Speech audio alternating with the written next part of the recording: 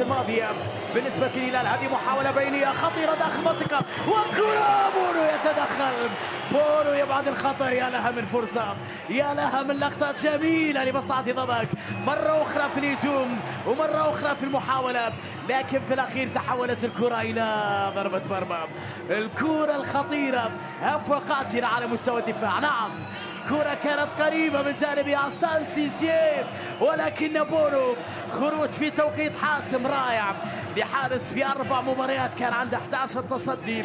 اليوم التصدي جيسوس كما جرت العادة، حتى لو تقدم فريقه ب3 أو 4 أهداف سيبقى بنفس الشخص المتوتر. كرة عرضية بالراس خطيرة وفرصة رائعة، لكن بونو يتدخل في آخر لحظة. بونو شالها في آخر لحظة، لا زالت خطيرة. يا إلهي، مرة ثانية لضمك، مرة ثانية لفارس الجنوب. كانوا خطيرين وكانوا قريبين، هددوا مرمى الهلال مرة أولى، روعة من جانب بونو في ردة الفعل، ومرة ثانية شافعي على مرتين يا فاروق، على مرتين، فرصتين لمصلحة فارس الجنوب، وتألق من جانب ياسين بونو أمام المرمى، يتعملق في صد كرات خطيرة. كان يمكن لضمك أن يخرج بهدف في هذا الشوط الأول. ضمك ضيع فرص.